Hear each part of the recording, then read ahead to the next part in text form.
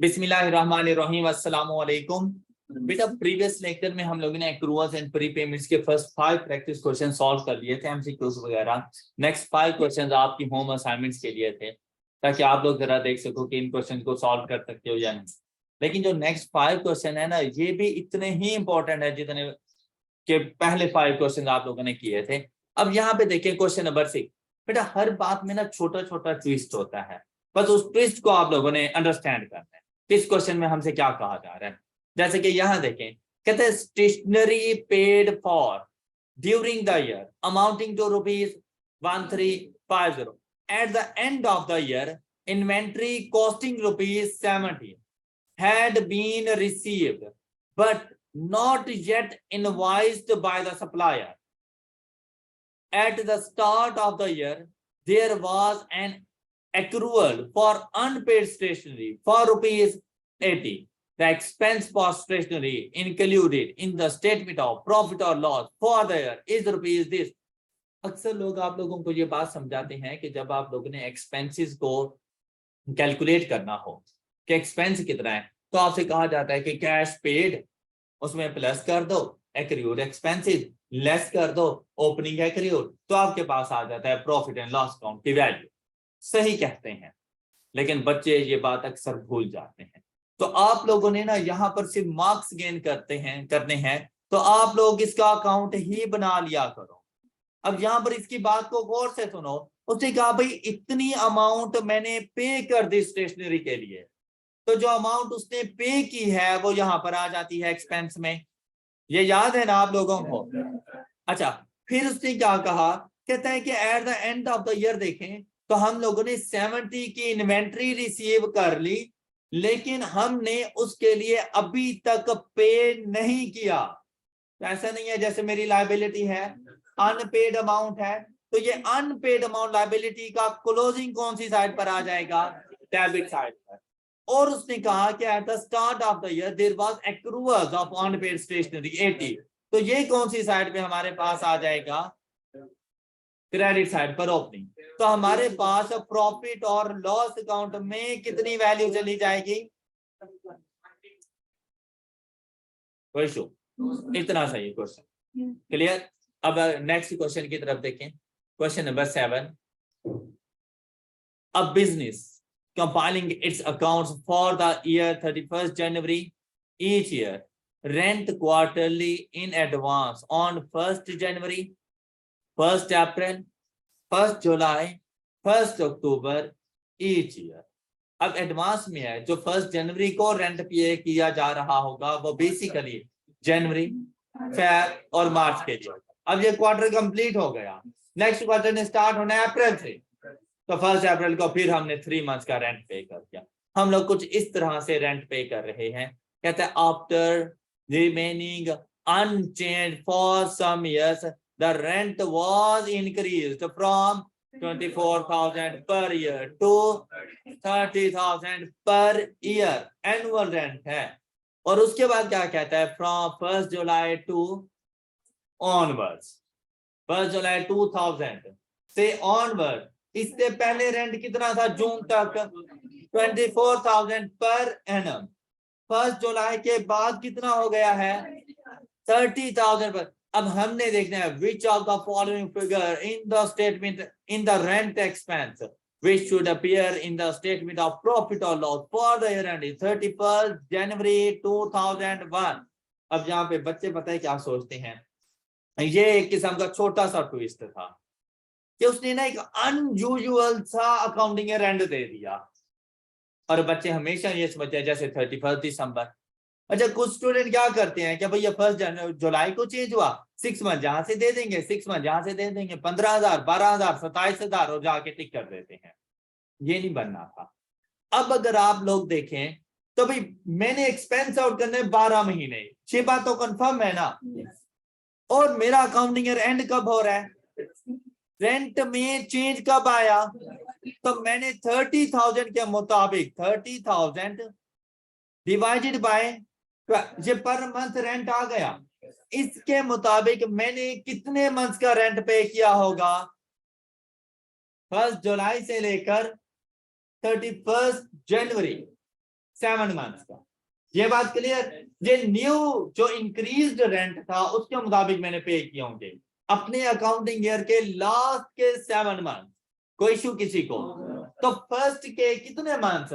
5 month. अब ये इस तरह से आपने कैलकुलेट करने थे, रिवर्स कैलकुलेशन से, कि फर्स्ट के 5 मंथ, तो इसमें ऐड कर देना था 24,000 divided by 12 and multiplied by, देखिए 12 मंथ्स पूरे हो गए हमारे, तो आपके पास 10,000 यहां से आ जाना था और 27,500। ये बात क्लियर हो गई? अब अगर आप लोग इसको इस एंगल से भी सोच सकते थे कि भाई अगर मेरा अकाउंटिंग ईयर एंड 31 जनवरी को हो रहा है तो स्टार्ट कब हुआ होगा? 1 Feb 2000। तो बेटा 1 Feb 2000 से 30 जून तक कितने मंथ्स बने? तो ये 5 मंथ्स जाएंगे 24,000 के मुताबिक और रिमेनिंग 7 मंथ्स जाएंगे 30,000। क्लियर हो गई बात? नेक्स्ट। और अगर इसी तरह से आपसे यहाँ पे ये पूछा जाता कि बैलेंस शीट में आप अपना करंट एसिड कितना रिकॉर्ड करोगे, तो आप कितना करंट एसिड रिकॉर्ड करोगे? सिंपली जाके आपने यहाँ पे रिकॉर्ड करना था 30,000। अब देखिए करंट एसिड इसके मुताबिक बनना है, न्यू रेंट के मुताबिक, divided by 12 multiplied by 5। Okay, और क्या अमाउंट आ रही है? क्या? 12,500। तुमने क्या कहा था?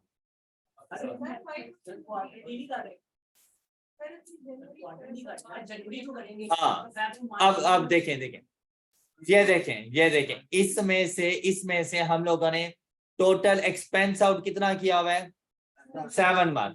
अब अगर हम लोग ये पूरे साल के इन एडवांस में पे करते हैं तब तो जाकर 5 महीने हमारे पास एडवांस के तौर पर रिकॉर्ड हो जाएंगे करंट एसेट में।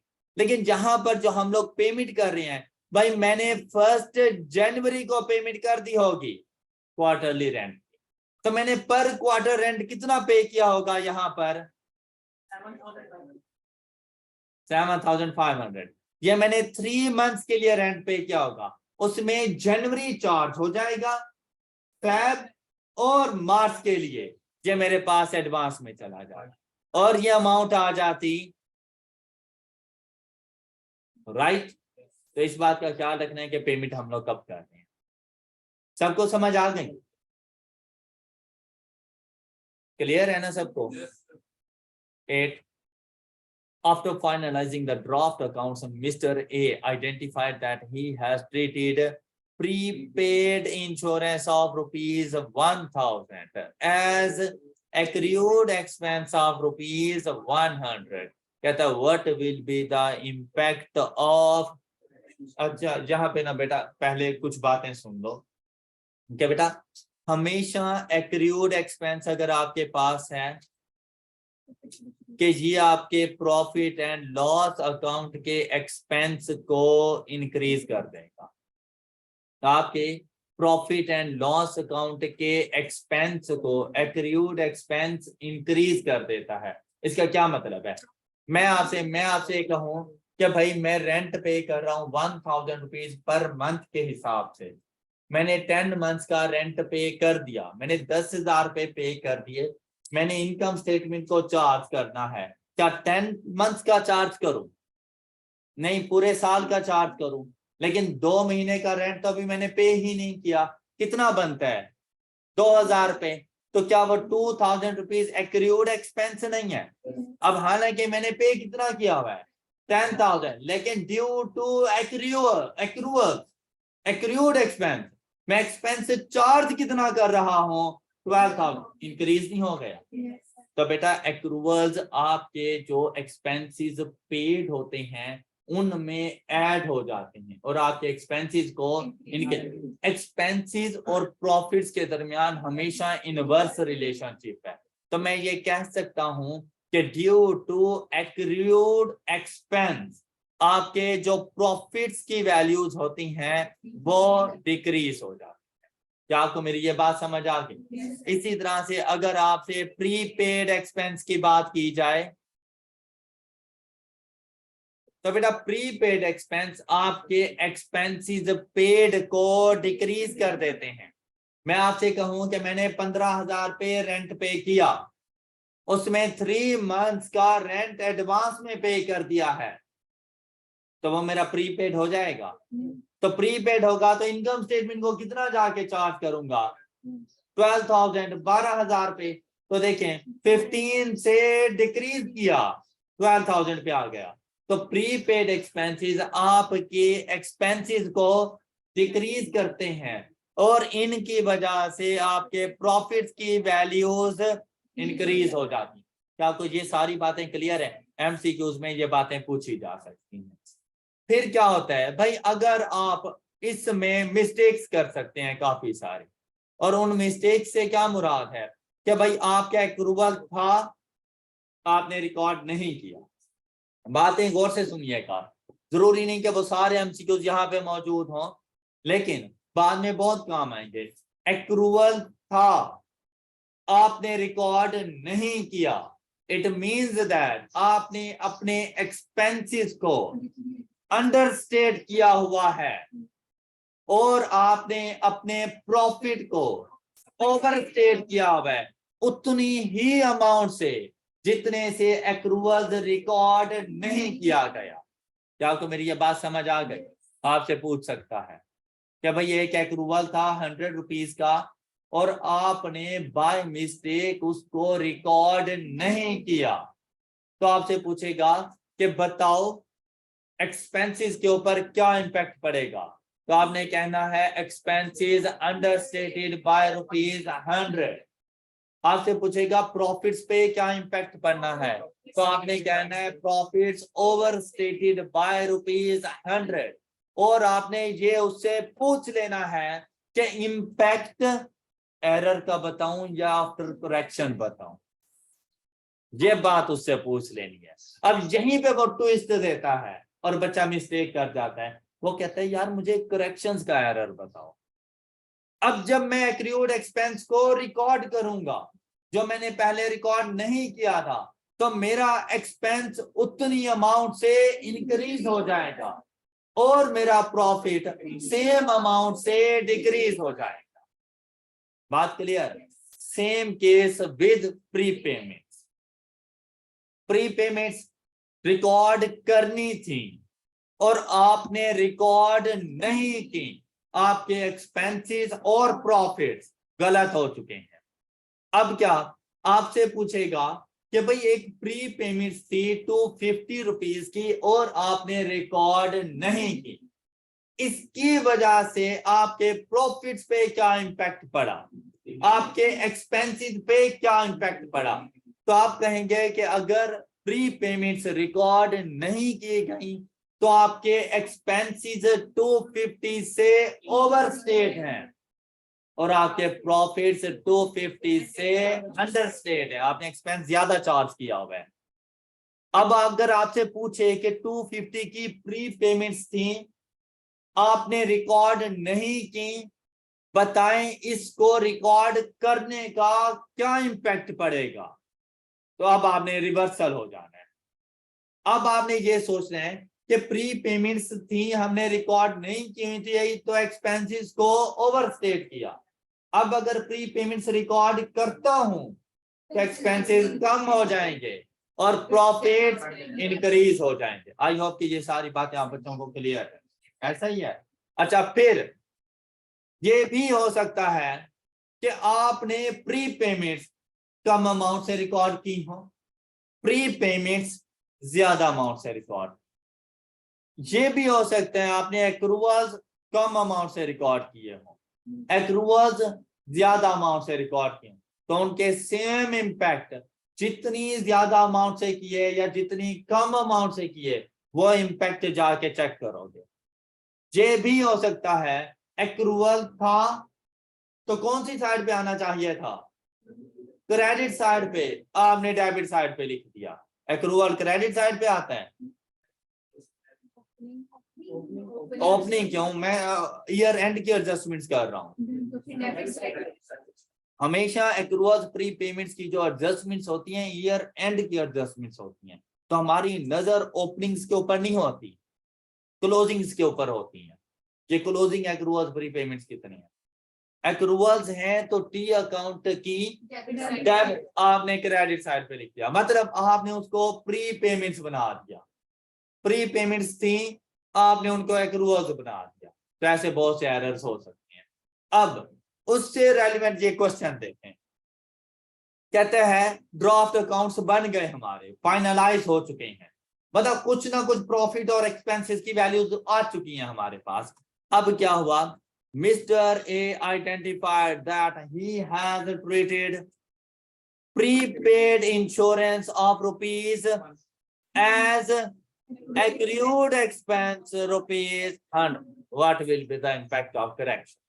अच्छा, अब भाई कोई जल्दी नहीं, ये नहीं है कि आपके सामने वो आई क्या वाले डंडे लेके खड़े हुए जल्दी टिकर वरना लगाने लगा हूं, ऐसी कोई बात।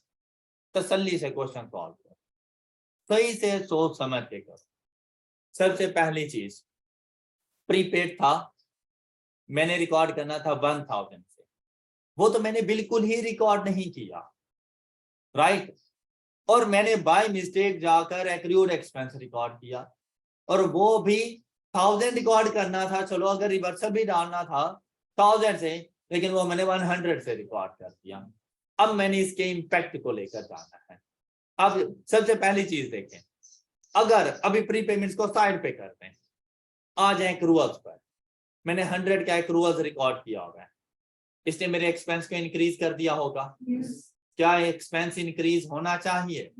इसका रिवर्सल रिकॉर्ड करूंगा, जब इसका रिवर्सल रिकॉर्ड करूंगा 100 रुपीज का, तो एक्सपेंस डिक्रीज हो जाएगा और प्रॉफिट इंक्रीज।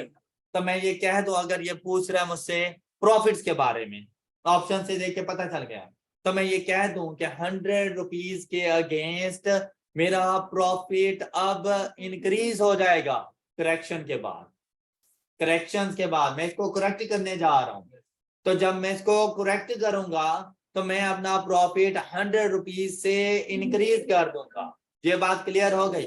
फिर आ जाओ प्री पेमेंट्स के ऊपर, मैंने 1000 की प्री पेमेंट्स रिकॉर्ड करनी थी और मैंने नहीं की, तो ऐसा नहीं है कि जैसे मैंने अपने एक्सपेंसेस को ओवरस्टेट किया हुआ है, ऐसा ही है ना। तो अब अगर 1000 की प्री पेमेंट्स रिकॉर्ड कर दूं तो एक्सपेंसेस 1000 से डिक्रीज हो जाएगा और प्रॉफिट 1000 से इंक्रीज हो जाएगा। तो नेट इंपैक्ट अगर आप लोग चेक करो तो नेट इंपैक्ट में प्रॉफिट इंक्रीज हो रहा है हमारे पास 1100 से। क्या सब बच्चों को समझ आ गया? क्लियर है? अच्छा, अब अगर आप लोग यहाँ पे आओ, अकाउंट प्री पेमेंट्स कौन सी साइड पे आती हैं? और एक्रूअल्स, हमने 100 का यहाँ पे एक्रूअल्स रिकॉर्ड कर दिया था, क्या रिकॉर्ड करना था? नहीं, यहाँ पे 100 का एक्रूअल्स रिकॉर्ड। अब इसको अगर ठीक करने के लिए जाऊं तो देखो, मैं इसको यहाँ पे लेके जाऊंगा 100, हाँ डेबिट कर दिया, तो अब इसके इम्पैक्ट को खत्म करने के लिए क्रेडिट कर। क्लियर? 1000 की प्री पेमेंट्स रिकॉर्ड करनी थी और मैंने रिकॉर्ड नहीं की, तो 1000 यहाँ पे आ जाएगा। तो टोटल जब करेक्शन करूंगा तो कितनी अमाउंट आ गई है? 1100। मैं 1100 अपने एक्सपेंस अकाउंट को क्रेडिट कर रहा हूं, जिसकी वजह से उसका एक्सपेंस डिक्रीज हो जाएगा और प्रॉफिट इंक्रीज। क्लियर? नेक्स्ट देखें, Atif finalized his draft accounts and ignored a prepayment of ₹100 and accrued expense of ₹300. What will be the impact on profit for the year? अब क्या बात, देखो यार, प्री पेमेंट्स को उसने एक्रूवल और accrual को प्रीपेड नहीं बनाया, उसने दोनों को इग्नोर कर दिया। अब अगर आप लोग दोनों कश्तियों में सवार हो जाओगे तो गिर जाओगे, किसी एक कश्ती के बन जाओ। क्या करो, इसको नेट ऑफ कर दो, आप ये ना सोचो कि आपके पास एक्रूवल है 300 का, आप ये सोचो कि 100 का प्रीपेड इसमें अगर एडजस्ट कर लूं तो मेरे पास एक्रूवल है 200 का जो मैंने रिकॉर्ड नहीं किया। और अगर मैं अब देखो what will be the impact on profit for the year, मतलब उसने करेक्शन नहीं पूछी। अब क्या है कि 200 का एक्रूवल मैंने रिकॉर्ड नहीं किया तो मैंने अपने एक्सपेंसेस को डिक्रीज कर दिया हुआ है और अपने प्रॉफिट को ओवरस्टेट किया, इंक्रीज किया कितने से? Got it? दोनों को अलग अलग सोचोगे तब भी प्रॉफिट के ऊपर नेट इंपैक्ट यही आ, तो क्यों ना मैं उनको पहले से ही नेट कर दूं और फिर एक ही चीज के बारे में सोचूं। लेकिन अब दोनों क्वेश्चंस को गौर से देखो। 8 में उसने कहा कि करेक्शन का इम्पैक्ट बताओ, दूसरे में उसने कहा कि फॉर द ईयर प्रॉफिट का इम्पैक्ट बताओ, तो हमने कहा ओवर स्टेटेड है 200 से। आपके एग्जाम में ऐसा होगा तो आपने इन चीजों को जरूर हैंडल करना। देखना है कि एक्रूवल्स है, प्री पेमेंट्स है, उम्मीद है या रॉन्ग रीस्टेटमेंट, मतलब गलत अमाउंट हम लोगों ने लिखी हुई है। और साथ में भाई बिफोर करेक्शन ऑफ एरर तुम्हें इम्पैक्ट बताऊं या आफ्टर करेक्शन ऑफ एरर तुम्हें इम्पैक्ट बताऊं। क्लियर? ये क्वेश्चन नंबर 10 बहुत इंपॉर्टेंट क्वेश्चन था बेटा, कमाल का ट्विस्ट था। और आप लोगों में से बहुत कम है जो इस बात को पिक कर रहे हैं कि यस सर ऑप्शन ए ही ठीक है। अदरवाइज मोस्टली स्टूडेंट कह रहे हैं सर ऑप्शन बी नहीं बनता। नहीं, तुम फॉरवर्ड क्यों जा रहे हो? तुम एक बार बैकवर्ड चेक करो इसको। तुम्हारी नजर, मतलब आप ऐसा क्यों सोचते हैं कि मैं अगर एक्सपेंस नवंबर में पे कर रहा हूं तो ये नवंबर और दिसंबर का है? क्या ये जरूरी है?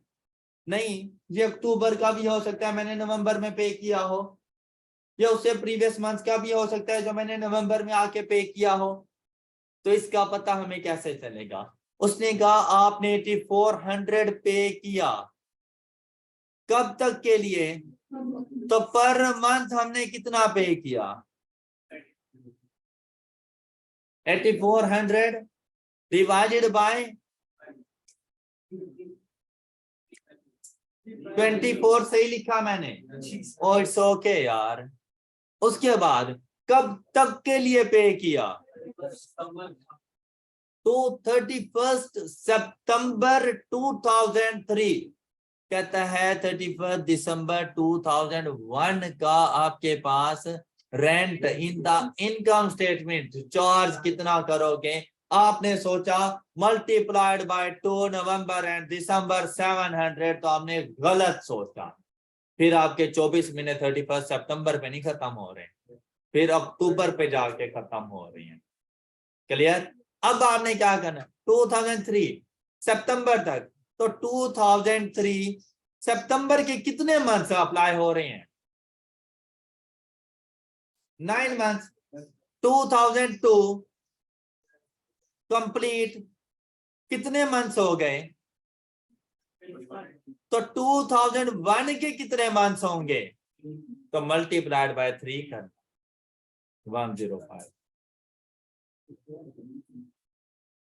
ओके, बात क्लियर हो गई सब बच्चों को?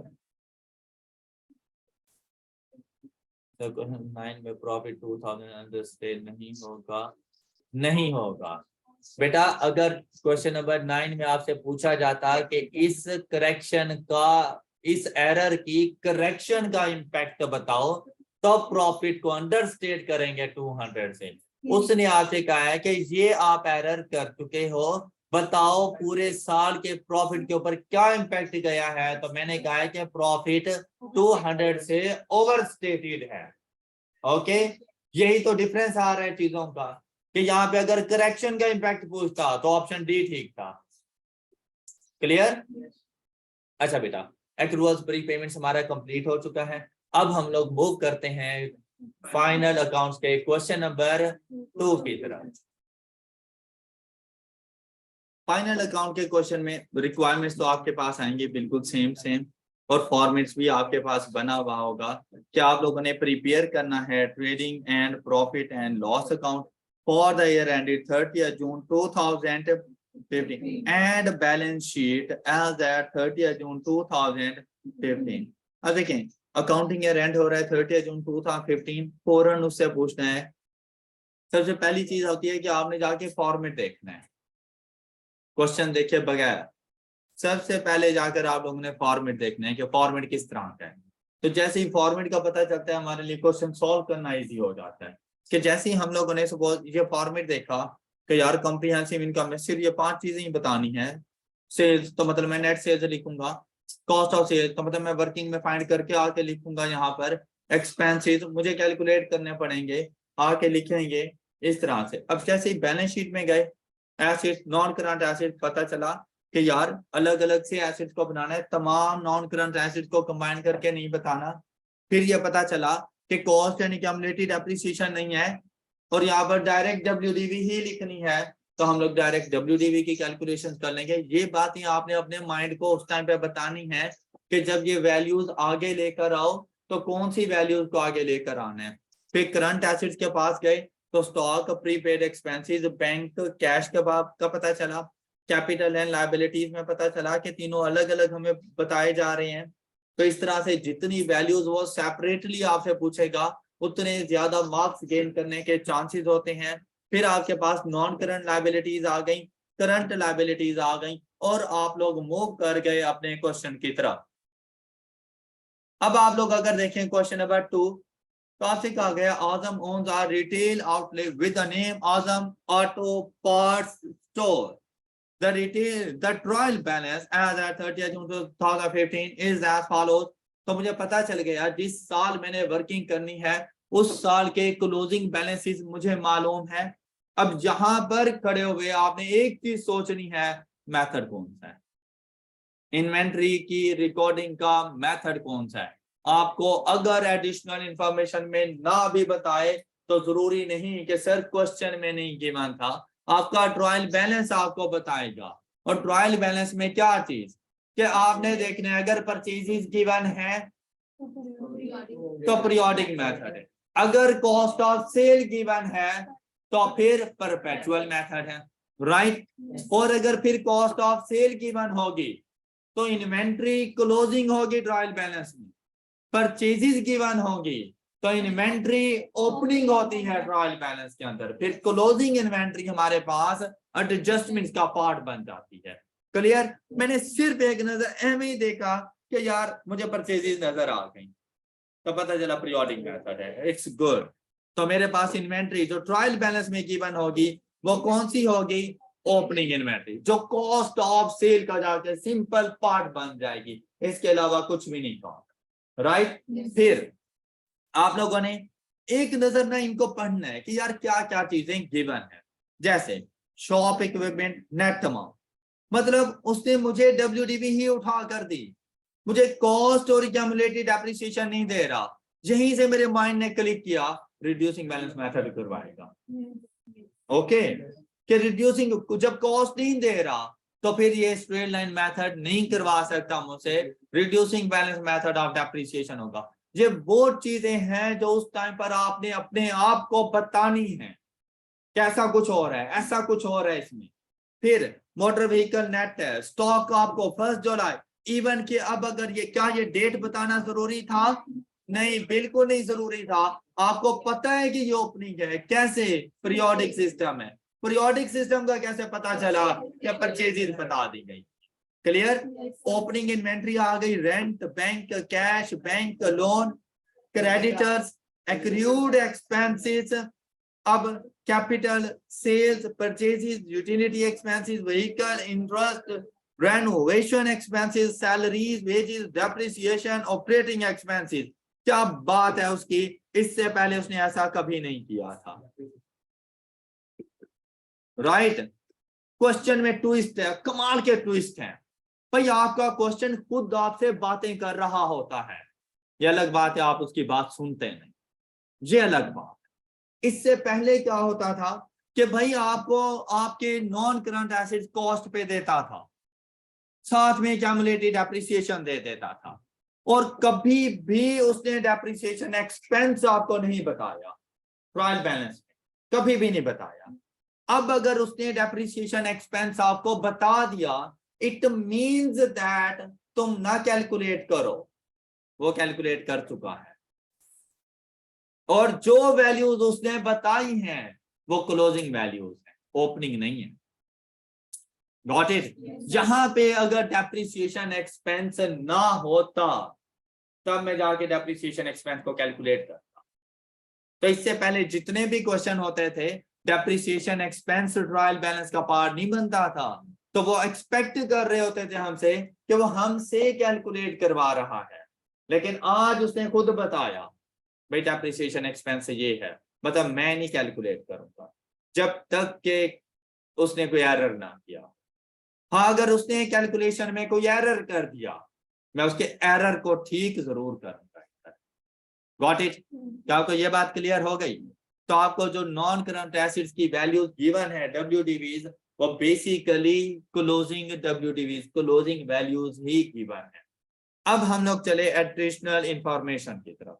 क्विकली जंप टू सॉल्यूशन नहीं करना, 5 से 10 मिनट सिर्फ क्वेश्चन को देने हैं बस, और कुछ भी नहीं कर। और इसी तरह से देने हैं जैसे मैं ये दे रहा हूं इसको, मैं कहीं पे सॉल्यूशन पे कुछ नहीं जाके लिख रहा। आपने एडिशनल इंफॉर्मेशन को देखा, कहता है क्लोजिंग स्टॉक आपके पास मौजूद है 24090, depreciation on fixed asset is charged at the rate of 20% on reducing balance method। मैंने उसका शुक्रिया अदा किया कि थैंक यू, तुमने मुझे बता दिया, हालांकि तुम कैलकुलेट कर चुके हो। क्लियर? क्या? हाँ, तो मतलब हो चुकी है, कोई फर्क नहीं पड़ता। कहते हैं जो मैं डेप्रिसिएशन एक्सपेंस चार्ज करता हूँ अपने फिक्स्ड एसेट के ऊपर, वो 20% के मुताबिक कर रहा हूँ और रिड्यूसिंग बैलेंस मेथड यूज करता हूँ। फिर आपसे कहता है कि यार एक शॉप इक्विपमेंट है जो मैंने परचेज किया था 1 जुलाई को। मेरा अकाउंटिंग ईयर कब स्टार्ट हो रहा है? 1 जुलाई को, मतलब first day of the accounting year. उसने एक शॉप इक्विपमेंट परचेज किया, तो शॉप इक्विपमेंट है तो मेरा तो नॉन करंट एसेट्स है। उसने क्या किया, कहता है 1400,000 का मैंने ये परचेज किया, लेकिन मैंने इसके ऊपर किसी किस्म की डेप्रिसिएशन चार्ज नहीं की। एडिशन, तो मतलब डेप्रिसिएशन एक्सपेंस गलत हो चुका है। ओके, अब उसने इसके ऊपर, हालांकि करनी चाहिए थी उसे चार्ज, लेकिन उसने इसके ऊपर डेप्रिसिएशन चार्ज नहीं की, तो हम जाके चार्ज कर देंगे बस। लेकिन सिर्फ इसके ऊपर, जिसके ऊपर नहीं की, तमाम इक्विपमेंट्स के ऊपर नहीं, सिर्फ जिसके ऊपर डेप्रिसिएशन चार्ज नहीं हुए हम उसके ऊपर डेप्रिसिएशन चार्ज कर देंगे। फिर, और यही बात आपने क्वेश्चन पढ़ते हुए अपने आप को बतानी है कि मैं सॉल्यूशन में ऐसा करने वाला हूं। नेक्स्ट कहते हैं रेनोवेशन एक्सपेंसेस। मैंने कहा हाँ, अभी मैंने ट्रायल बैलेंस में पढ़े हैं, कहीं आ रहे थे। कहता है बेसिकली ये कॉस्ट ऑफ फिक्सचर को रिप्रेजेंट कर रहे हैं जो कि हमने शॉप के लिए परचेज की है।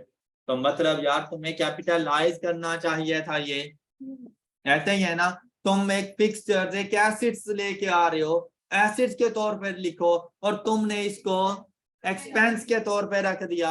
अब मैं उसको अपना एसेट बनाऊंगा और एक्सपेंसेस से छुट्टी करवाऊंगा उसकी। अब जब एसेट बना दिया तो मैं उसको डेप्रिशिएट भी करूंगा।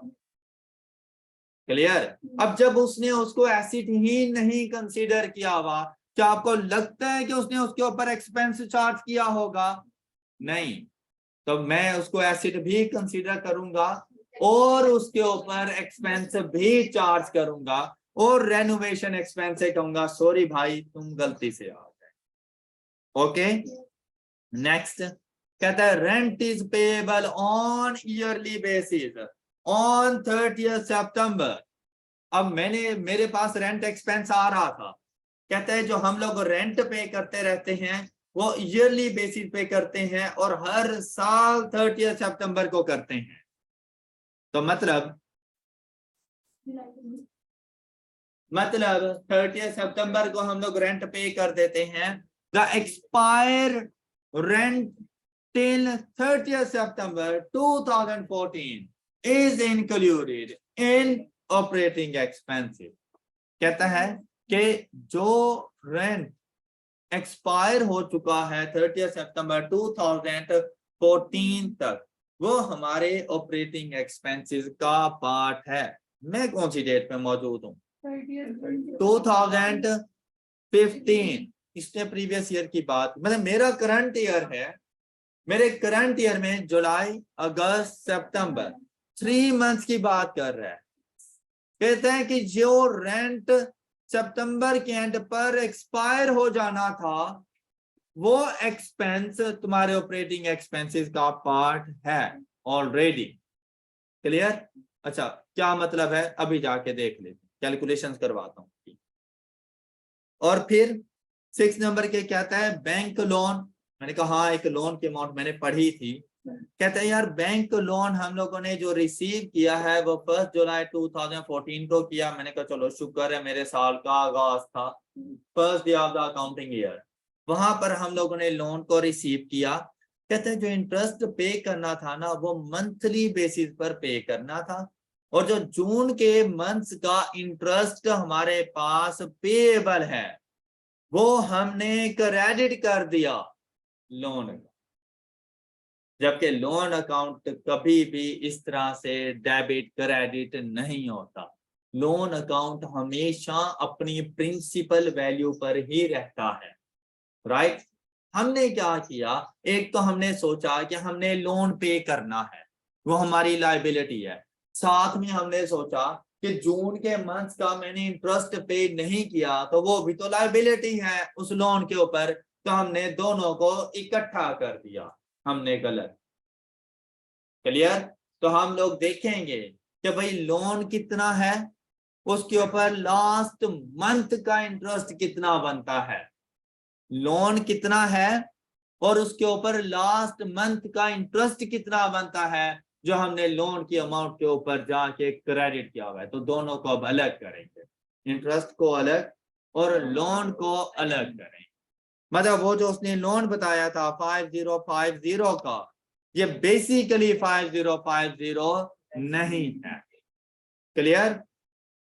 और अगर आप लोगों को याद हो तो यही कॉन्सेप्ट, सिर्फ ये एडजस्टमेंट आपकी स्टडी टेक्स्ट के अंदर उसने एक सिर्फ ऐसी ही एडजस्टमेंट आपसे पूछी हुई है, एमसीक्यूज का पार्ट बना के उसने दिया हुआ है आपकी स्टडी टेक्स्ट में, अगर अच्छे से पढ़ी हो तो। अच्छा जी, और वही कॉन्सेप्ट उसने बेसिकली फाइनल अकाउंट से ही उठाया था, और अब फाइनल अकाउंट में वापस दे दिया है कि करके बताओ कि तुम्हें वो समझ आया था या नहीं। अभी ट्रीटमेंट करते हैं इसका। आजम withdrew goods costing ₹4,000 for personal use during the year. However, no entry was made to record the withdrawals of goods की total entry ही record नहीं की गई। फिर कहता है ऑपरेटिंग एक्सपेंसेस, उसमें शामिल हैं annual payments of fire insurance for shop and personal expenses of Azam amounting to ₹725,000 and $215,000. कहता है fire insurance policy would expire on 30 November 2015। और कहता है अब बिस्मिल्लाह कर लो क्वेश्चन की।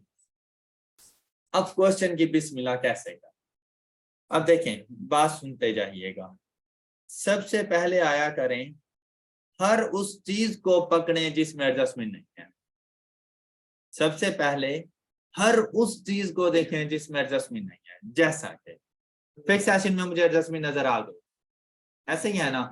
मैं उठाऊंगा सबसे पहले opening stock cost of sale में फ्रेंड, जहां पे कॉस्ट ऑफ सेल है ना, वहां पे जाके मैं लिख दूंगा 14,500। ये जरा करो अपने कैलकुलेटर पे, कैलकुलेटर पे ऐड करो 14,500। अच्छा अब देखो कॉस्ट ऑफ सेल में क्या क्या चीजें आ सकती हैं भाई, इस समय परचेजेस ऐड हो जाती हैं। अच्छा अब देखें मेरे पास परचेजेस कितनी है 105,950। ये बात क्लियर हो गई? क्या इसमें कोई एडजस्टमेंट्स है? हाँ इसमें एडजस्टमेंट है।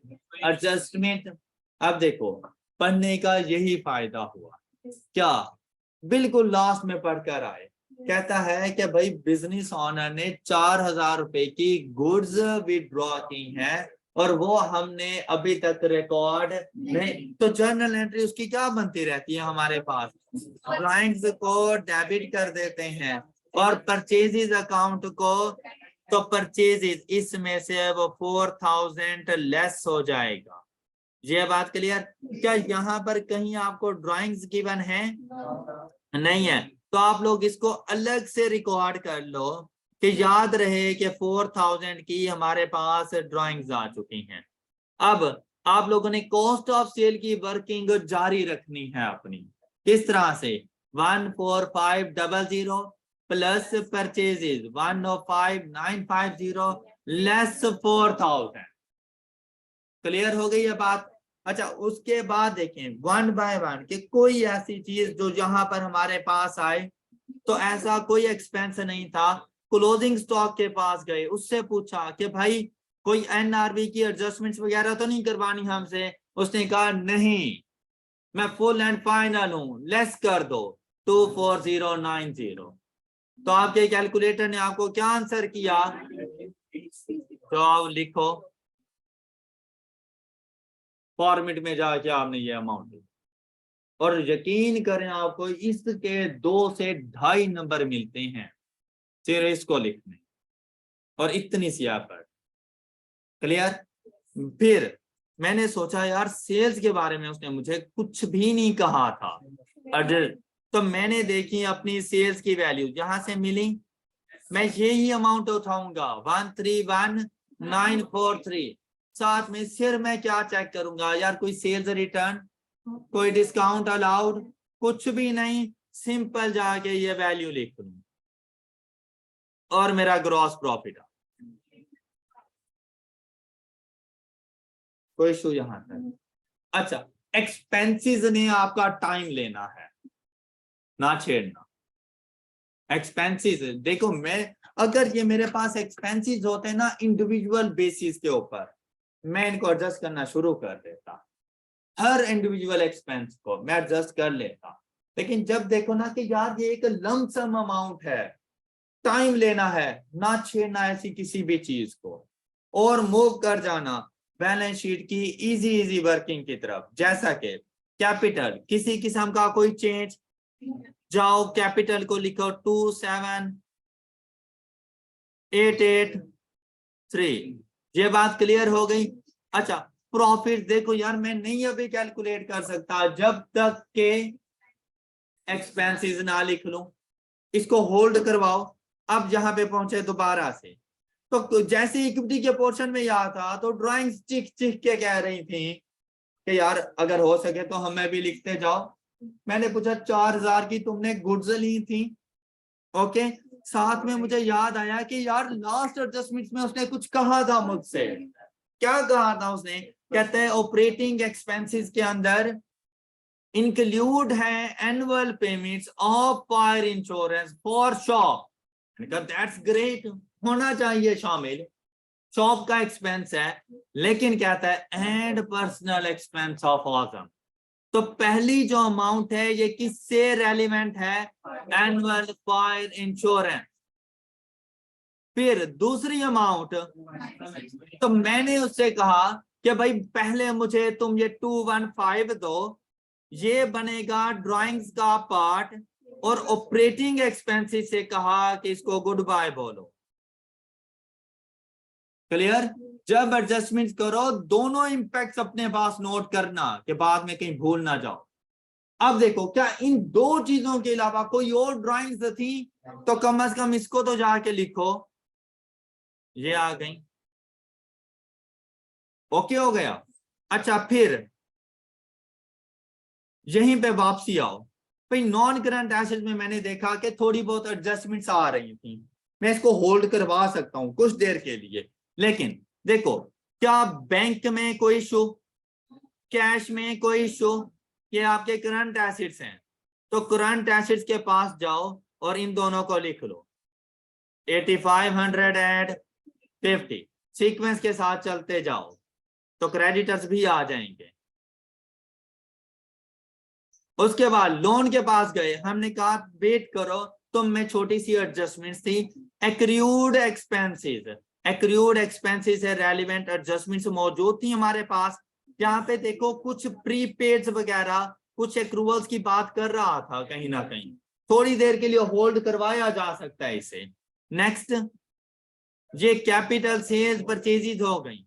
बाकी expenses interest expense, renovation expense, हमने कहा यार तुम रेनोवेशन एक्सपेंस नहीं हो, तुम हमारा एसेट हो, फिक्सचर्स के नेम से था। ओके, और ये देखो क्या ऊपर हमारे पास फिक्सचर्स थे? नहीं, तो एक न्यू एसेट इंट्रोड्यूस हो गया फिक्सचर्स के नेम से। फिर salaries and wages, depreciation expense, operating expenses. Liabilities कहां पे थी? क्रेडिटर्स, डेटर्स, ये देखो क्रेडिटर्स 2500, ये जाके लिख लेंगे क्रेडिटर्स 2500 के साथ, और डेटर्स हैं ओके 2500 के क्रेडिटर्स, और साथ में क्लोजिंग स्टॉक में कोई एडजस्टमेंट नहीं थी 24090। तो ये आपके पास आ गए आपके क्रेडिटर्स 2500 से, और स्टॉक, ये आपके पास स्टॉक की वैल्यू।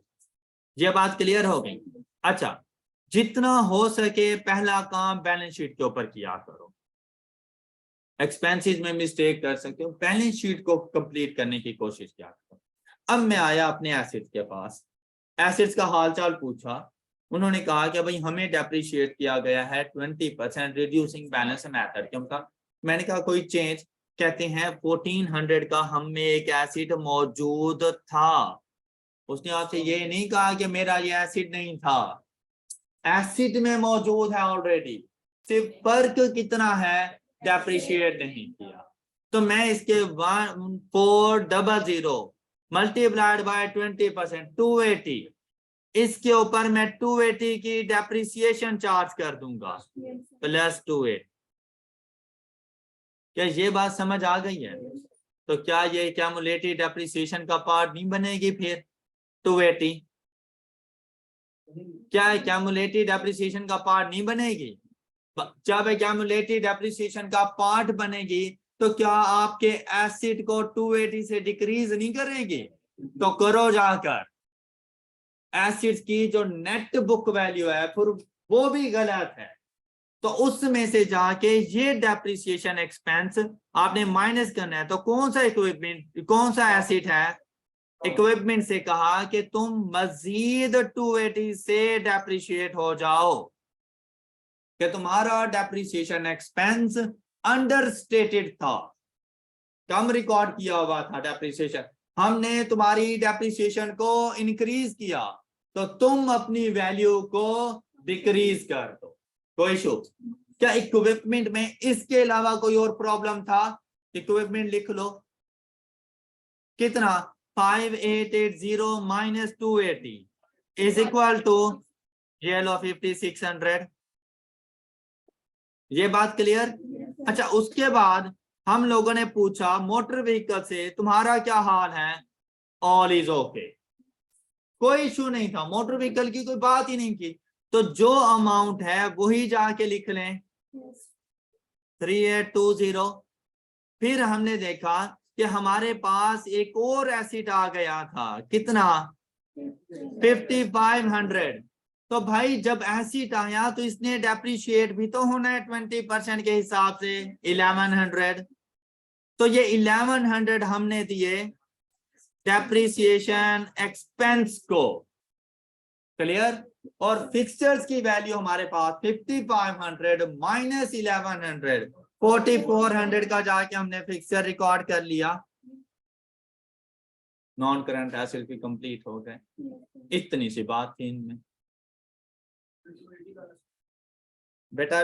1400 रुपीज का एक एसिड था 1 जुलाई से, हमने सिर्फ उसके ऊपर डेप्रिसिएशन चार्ज नहीं की थी, मतलब एसिड्स का पार्ट था लेकिन हम लोगों ने उसके ऊपर डेप्रिसिएशन नहीं चार्ज की, तो जाकर मैंने उसके ऊपर डेप्रिसिएशन चार्ज कर दी, क्लियर? और डेप्रिसिएशन 1400 मल्टीप्लाइड बाय पूरे साल का डेप्रिसिएशन 280, तो डेप्रिसिएशन एक्सपेंस को इंक्रीज कर दो 280। तो बेटा जब यहां से चार्ज नहीं की थी, एसिड की WDV कितनी हो जानी चाहिए? 1400 में से 280 माइनस करूंगा ना, और वो रिकॉर्ड है ऑलरेडी 1400 पे। तो एसिड्स की नेट वैल्यू में से मजीद 280 लेस कर दो ड्यू टू डेप्रिसिएशन। क्लियर? और किसी को कोई इशू यहां तक? All okay? इस तरह से होते हैं फाइनल क्वेश्चन सॉल्व, और फाइनल अकाउंट्स गलत नहीं होता फिर, और इजीली सॉल्व हो जाता। फाइनल अकाउंट कभी ये नहीं कहता कि सेल ही सबसे पहले लिखो, कॉस्ट ऑफ सेल, जीपी, बस अब बैठ जाओ एक्सपेंसिव के ऊपर, एक्सपेंसिव नहीं आते तो बैलेंस शीट को ना छूना, ऐसा नहीं। और जब आप ऐसा करोगे तो फिर आप फेल हो।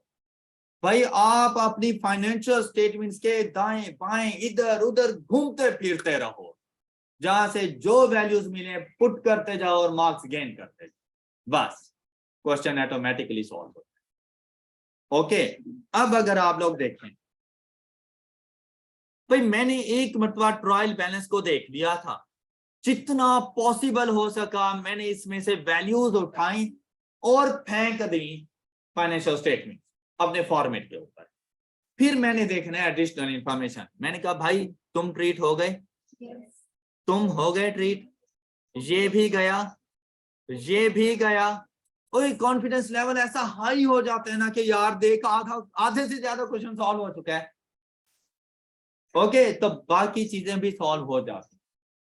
और अगर यहीं पे देखो कि अगर किसी एक पॉइंट पे भी स्टक कर गए तो सारे मोटिवेशन लेवल की ऐसी की तैसी हो जाती है।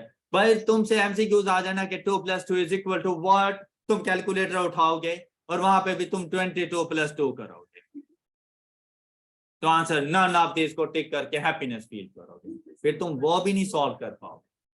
तो वो जो 1.5 घंटे है ना, तुम पे गम के आसार ना आए और तुम्हारे चेहरों पे स्माइल हो, एक कॉन्फिडेंस हो, तुम एक पूरा एतमाद शख्सियत बैठे कि तुम्हें सब कुछ चाहे कुछ भी ना। ओके, तुम पेपर पास कर। लेकिन अगर तुम देखो भाई 1.5 घंटे में अगर तुम थक जाते हो ना, तो ये फिर तुम्हारे लिए नहीं। सही कह रहा हूं। 3 घंटे मुसलसल नॉन स्टॉप स्टडी के बाद मंसूर भाई आपको थकावट का एहसास ना हो, ये स्टडी आपके लिए। ये ना हो कि सर वो तो 1 घंटा करते करते मेरे तो हाथों में दर्द शुरू हो गया था, फाइनल अकाउंट की बारी आई तो फाइनल अकाउंट से पहले मैं सो गया, तो क्वेश्चन नहीं सॉल्व होने वाला। भाई 1.5 घंटे बाद भी एग्जामिनर आपसे कहे भाई बस करें, पेपर का टाइम एंड हो गया, और आप भाई मैं तो कब से करके बैठा हूं, मैं तो आपके इंतजार में था, और उसके बाद आप थकावट को देखते थे कि है या नहीं। उस टाइम पे नहीं सोचना कि यार मुझे ना पिछले 1.25 घंटा हो गया और मैं मुसलसल स्टडी कर, ये नहीं सोचना, वरना तुम्हारा दिमाग कहेगा यार क्या कर रहा है, आज तक इतना नहीं पढ़ा तू, आज क्यों बैठा है, तो क्वेश्चन नहीं सॉल्व होने तुम। ओके, अच्छा अब आते हैं इसके ऊपर। अब आपसे कहता है रेंट के बारे में। मैंने कहा हाँ यार तेरे साथ अभी मैंने डीलिंग करनी थी रेंट के बारे में। रेंट, उसने कहा कि यार ये जो मैंने तुम्हें रेंट बताया है ना, जिसको तुमने कुछ देर पहले स्किप किया था, ये कहता ये पूरे साल का रेंट है। मैंने कहा अच्छा, फिर और ये 30 सितंबर तक का रेंट है। कहता है is payable on yearly basis on 30 सितंबर। कह 30 सितंबर को हम लोग जाके ये रेंट पे कर देते हैं और नेक्स्ट 30 सितंबर तक ही होता है। ये बात क्लियर हो गई। फिर क्या कहता है, कहता है expire rent till 30 September 2014 is included in operating expenses। क्या बेटा, जैसे ही आप कोई मेडिसिन लेते हो ना और उसके ऊपर लिखा होता है एक्सपायरी डेट इज 15 जून, व्हाट डज इट मीन कि भाई 15 जून से पहले पहले यूज कर लो, इसके बाद ये नहीं है फिर न्यू है। इसका मतलब वो कह रहा है कि यार 30 सितंबर 2014 तक जो तुम्हारा रेंट एक्सपेंस बनता था वो ऑलरेडी ऑपरेटिंग एक्सपेंसेस का पार्ट है। तो मैंने कहा ठीक है रहने दो, उसको ना छेड़ो, उसको डिस्टर्ब ना करो। तो कब तक का हो गया मेरा अकाउंटिंग ईयर? कब स्टार्ट हुआ? 1 जुलाई। तो जुलाई, अगस्त, सितंबर, ये 3 मंथ्स का रेंट पेड है और ऑपरेटिंग एक्सपेंसेस का पार्ट बन चुका है। तो जो मैंने ये 2000 पे किया 1 साल का, इसमें से मैं लूंगा 9 मंथ्स का एक्सपेंस। ओके, 1500। ये बात क्लियर हो गई? बाकी उससे पहले चाहे रेंट कम था, ज्यादा था, जो भी था, वो 3 मंथ्स ऑलरेडी एक्सपेंस आउट हो चुके हैं। फिर मैंने ऑपरेटिंग एक्सपेंसेस से कहा कि जहां पर तुमने वो 3 मंथ संभाले हुए हैं वहां पर ये 9 मंथ्स भी अपने पास रखो रेंट के तौर पर। बात समझ आई है? बहुत टेक्निकल सा ये पॉइंट था, इतनी इजीली किसी को समझ नहीं आता कि हो क्या रहा है। बच्चे यहाँ पे कंफ्यूज हो जाते हैं, यहाँ पे कौन सी मैं मेडिसिन सेल कर रहा हूँ, कहता है कि एक्सपायर हो रही है। तो यहाँ पर एक्सपायरी से मुराद है कि भाई जो मैंने इससे पहले 1 साल का रेंट पे किया था और उसने एक्सपायर हो जाना था, मतलब मैंने पे किया हुआ था 30 सितंबर 2014 को, कहता है भाई वो मैं एक्सपेंस आउट कर चुका हूं, तुम दोबारा ना करना, वो पहले से एक्सपेंसेस का पार्ट बन चुका है। तो मैं क्या करूं? कहता है तुमने फिर 30 सितंबर को 2000 पे किया नेक्स्ट 12 मंथ्स के लिए, नेक्स्ट 12 मंथ्स के लिए जो एक्सपायर होंगे 30 सितंबर 2015। तो मैंने कहा कि 3 मंथ्स तुमने चार्ज कर लिया, 9 मंथ्स इसमें से मैं चार्ज करता हूं, तो 1500 आके मैंने चार्ज, कोई इशू। तो बाकी 500 प्रीपेड, 2000 पे किया है ना मैंने, उसमें से एक्सपेंस मैंने कितना करवाया है, तो क्या बाकी 500 रहता नहीं है? क्या मेरा अकाउंटिंग ईयर एंड हो रहा है जो 30 जून, तो मैंने जुलाई, अगस्त, सितंबर 2015 का रेंट प्रीपेड नहीं किया हुआ, तो 500 प्रीपेड में जाए। ये बात क्लियर हो गई? क्लियर है सब बच्चों को? इतनी सी एडजस्टमेंट थी इसकी। और ये देखो दिखने में एक छोटी सी एडजस्टमेंट है, आपका क्वेश्चन नहीं सॉल्व होने देगी। अब ना तो आपकी इनकम स्टेटमेंट ठीक होने वाली है, ना बैलेंस शीट, तो रिवर्सल भी नहीं चलना। रिवर्सल भी उस टाइम चलता है जब एक चीज कंप्लीट हो, तो रिवर्सल भी नहीं चलना। अब यहाँ पे देखो, क्या आपको कहीं पे कोई प्रीपेड एक्सपेंस पहले से नजर आए? एक्रूअल्स नजर आ गए थे, प्रीपेड मुझे इस किस्म का कोई नहीं नजर आया। तो मुझे ये पता चल गया कि करंट एसेट्स में प्रीपेड एक्सपेंस जाएगा। फिर मेरे माइंड ने काम किया कि यार लॉस एडजस्टमेंट्स में उसने एनुअल इंश्योरेंस की बात की है, हो सकता है उसमें से कुछ मिल जाए, ऐसे ही है ना। तो मैंने रेंट से कहा कि यार तेरा 1500 मैंने डील करवा लिया है, ये जरा 500 होल्ड करी तू, मैंने ये करंट एसेट्स में तुझे लेके जाना है। ओके हो गई ये बात? और मैं मूव कर गया नेक्स्ट एडजस्टमेंट्स के पास। बैंक लोन, कहते हैं bank loan was received on 1 जुलाई 2014। आज क्या डेट है? 8 जून है ना? आज डेट है 30 जून 2015। तो भाई लोन के ऊपर पूरे साल का मुझे इंटरेस्ट एक्सपेंस चार्ज करना चाहिए, क्या ख्याल है? ऐसा ही है ना?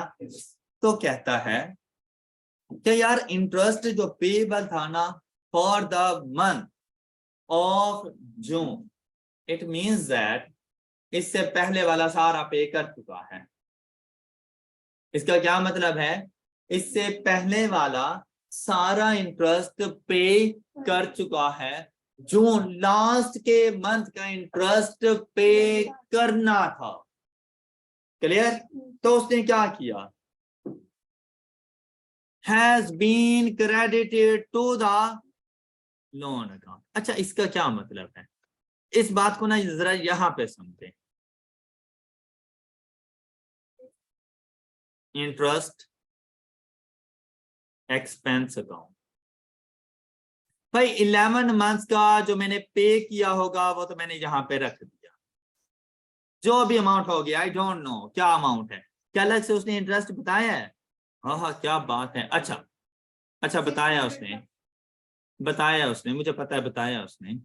अच्छा, अब यहाँ पे देखो, लेकिन उसने एक्सपेंस आपको बताया 600, अब अलग से उसने आपको इंफॉर्मेशन दी। अब मैं क्या समझूं, अक्सर बच्चे फिर यहाँ पे ये अज्यूम करते हैं, सर वो इंटरेस्ट एक्सपेंस 600 बताया था तो हमें तो पता था कि ट्रायल बैलेंस में जो एक्सपेंस होता है वो पेड अमाउंट होती है, तो उसने 11 महीना में 600 पे किया होगा। नहीं, ऐसी कोई बात, उसने टोटल एक्सपेंस बताया।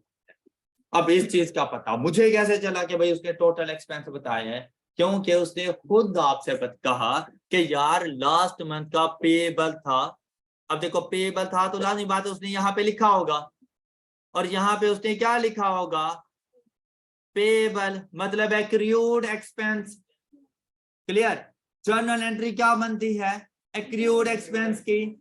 Expense account debit, accrued expense account credit.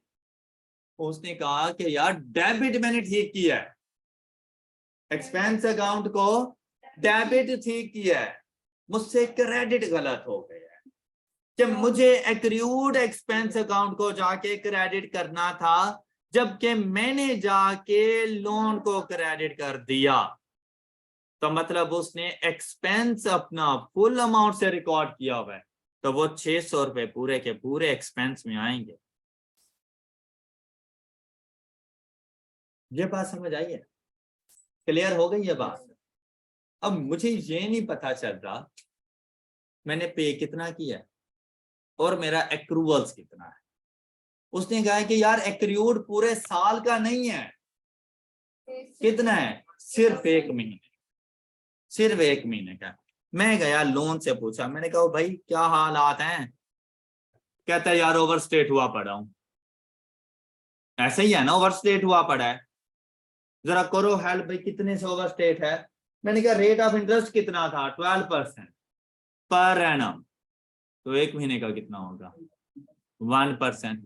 अब थोड़ा सा गौर से सोच के बताओ कि अगर मेरे पास लोन हो 100% और उसके ऊपर सिर्फ 1% इंटरेस्ट चार्ज कर दूं और वो लोन को ही चार्ज कर दूं, तो लोन की अमाउंट कितनी बन जाएगी? 101%। भाई पूरे साल का होता ना तो 112%, 112% ऐसे ही आता ना। लेकिन अब उसने कहा कि पूरे साल का नहीं, सिर्फ 1 महीने का इंटरेस्ट, तो 1 महीने का इंटरेस्ट कितना बन जाएगा? 1%। ऐसे ही है, तो 1% इंटरेस्ट अगर 100% लोन में शामिल कर दो तो लोन अमाउंट कितनी बन जाएगी? 101%। मैंने कहा टेंशन ना ले, तुझे मैं डिवाइड करूंगा 101% से और मल्टीप्लाई करूंगा 100 से, तो तुम अपनी एक्चुअल वैल्यू पर आ जाओगे।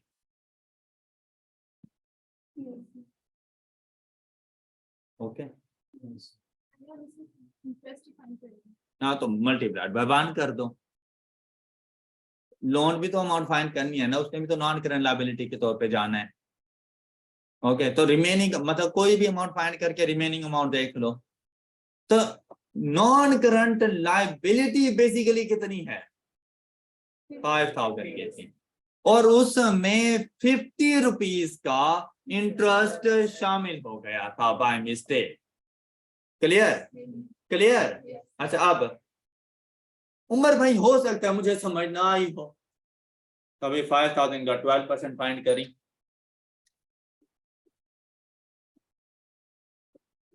ये लो, ये देखो, उसने एक्सपेंस पूरा चार्ज किया हुआ है 600। ओके, एक्सपेंस उसने पूरा चार्ज किया हुआ है 600। इसकी दूसरी कैलकुलेशंस भी थी, क्या ये 600 कितने % है?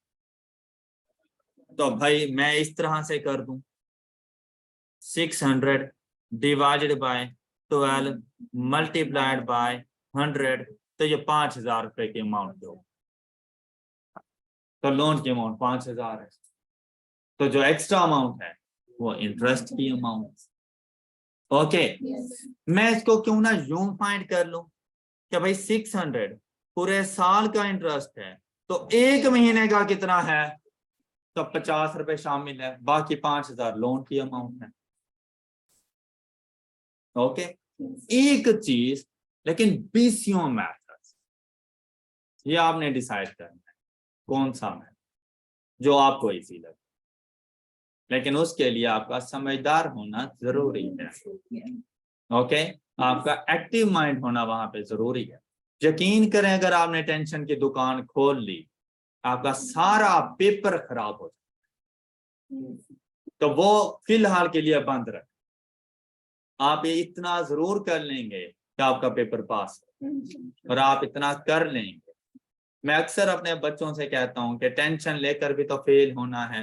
मैक्सिमम क्या हो जाएगा, फेल हो जाओगे, बगैर टेंशन के हो जाओ, फिर एटलीस्ट खुद को बीमार तो ना करो, हैप्पीली फेल हो जाओ। जब टेंशन लेकर जब जहां ही फेल होने रहे हो, बगैर टेंशन के जाके फेल हो जाओ आमिर भाई, मतलब आप क्यों एक म्यान में 2 तलवारें लटका रहे हो? तो एक काम कर लो, और जब आप हैप्पीली जाओगे आप फेल नहीं, और ऐसा है। तो सिर्फ आपने ना इस टेंशन के ऊपर कंट्रोल करना है बस। यकीन करें, ये जो स्टूडेंट्स रातों को हॉस्टल में बैठ के पूरा दिन अकाउंटिंग, पूरी रात अकाउंटिंग, अगले दिन सुबह मेरा पेपर, रिजल्ट फेल हो गया, उसकी रीजन ही यही है, अपने माइंड को ना अपने कंट्रोल में रखो, और इसकी गिजा का ख्याल रखो, इसके आराम और सुकून का ख्याल रखो, ताकि ये उस 1.5 घंटे में अपनी एफिशिएंसी दे। आपको पता हो कि यार मैं इसको ना उस 1.5 घंटे के लिए तैयार कर रहा हूं, और भाई जब उसने अपनी एफिशिएंसी देनी है, उससे पहले आपने इसको इतना इस्तेमाल किया है, तो बेचारा खुद थका पड़ा है, और फिर तुम उसे कह रहे हो भाई अब दौड़। जुल्म नहीं है, एक छोटी सी चीज के ऊपर इतना जुल्म। तो मैं इस चीज ने पास करवाना है भाई, इसको एक्टिव रख। क्लियर? अच्छा, अब यहां पर अगर मैं देखूं, तो भाई मुझे पता चल गया मेरी नॉन करंट लायबिलिटी है 5,000। क्या मैंने इस मर्तबा कोई पे किया प्रिंसिपल अमाउंट? तो बैलेंस शीट के पास जाऊंगा, उसे कहूंगा यार ये रहता था तेरा 5,000, और 50 रुपए एक्रूड एक्सपेंस से कहूंगा, और भाई साहब अकेले ना जाओ, ये इंटरेस्ट का 50 भी साथ लेते जाओ। तो अब एक्रूड एक्सपेंस लायबिलिटी कितनी बन जाएगी मेरी? 110। ये देखो, ये भी मैंने लिख दी, ये क्लियर। फिर हम लोग आए, ये बैंक लोन वाली हो गई सारी एडजस्टमेंट। हमने कहा था तुम्हें भी मैंने डील कर दिया। 8th एडजस्टमेंट के पास आए, हमने कहा भाई तुझे मैंने डील कर लिया, तो दोबारा ना मुझे नजर आ, और तुम आ जाओ फायर इंश्योरेंस। फायर इंश्योरेंस ने कहा भाई एनुअल हूं, मैंने कहा ये लो डिवाइडेड बाय 12 मारा, क्योंकि ये एनुअल है। ओके, अब देखो पूछा कब, कहते हैं इंक्लूड एनुअल। क्या operating expenses include annual payments of fire insurance for shop of ₹725। यहां तक मैंने कहा यार इंश्योरेंस है, शॉप की है, एक्सपेंस है, ऑपरेटिंग एक्सपेंसेस में शामिल है, दैट्स ग्रेट, बहुत अच्छी बात है। मैं भी होता तो ऑपरेटिंग एक्सपेंसेस को ही चार्ज करता। उन्होंने कहा आगे तो सुन लो, पूरे साल के हैं, लेकिन ये जो साल एंड हो रहा है वो 30 नवंबर को हो रहा है। मैंने कहा अब यहाँ पे हुई ना बात कि मैंने कहां तक का एक्सपेंस चार्ज करना है, जून तक का, और ये कहां तक का है, नवंबर तक का। तो 5 मंथ्स प्रीपेड है, तो यहां से 5 मंथ्स प्रीपेड फाइंड किया, और अमाउंट आ गई क्या, मुझे याद आया ये एक प्रीपेड एक्सपेंस। सबसे पहले ऑपरेटिंग से कहा भाई 302 को यहीं छोड़ के जाएं, और मैं इसको ट्रीट करूंगा अपने प्री पेमेंट्स के साथ, और प्री पेमेंट्स मेरी हो गई 802 की, और यहां से जाके मैंने प्री पेमेंट्स 802 रिकॉर्ड। ये बात क्लियर? अच्छा, मैंने देखा कि यार क्वेश्चन तो बॉक्सेस सारे कंप्लीट हो गए बैलेंस शीट के, सिवाय एक, रिवर्स गियर लगाना है। क्या? अब देखें, मैं यहां पर आके एसेट्स की बैलेंसिंग वैल्यू ये सारी फाइंड कर, यही अमाउंट आके मैं लायबिलिटीज को दे दूंगा, क्योंकि बैलेंस शीट में हमेशा यही होता है।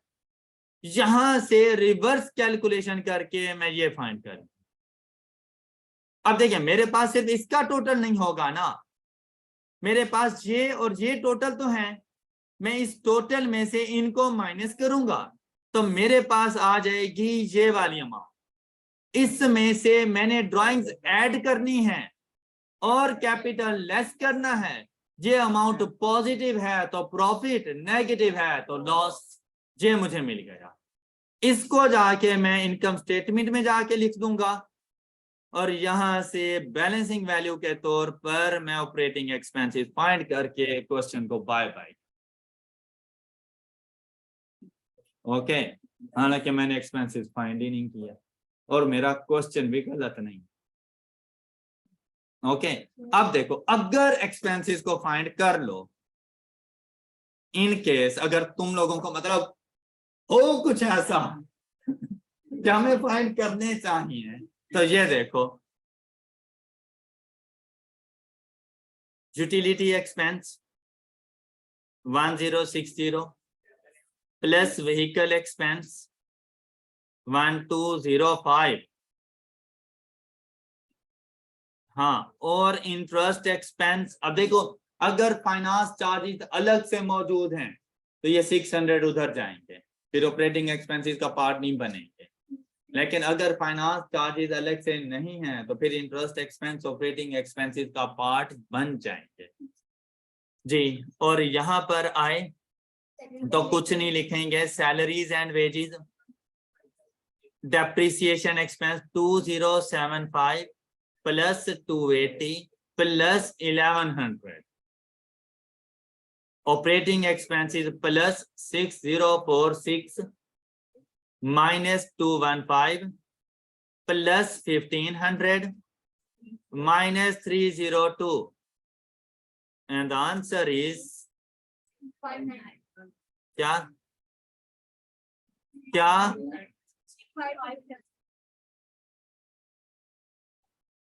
ओके हो गया, ये फाइनल अकाउंट, राइट। तो बेटा कुछ भी मुश्किल नहीं है, कुछ भी मुश्किल नहीं है, सिर्फ उस टाइम पे कॉन्फिडेंस के साथ बैठो कि तुम पेपर पास कर सकते हो, तो इंशाल्लाह जरूर। That's all for today. अपना बहुत सा ख्याल रखिएगा, नेक्स्ट लेक्चर में मिलेंगे।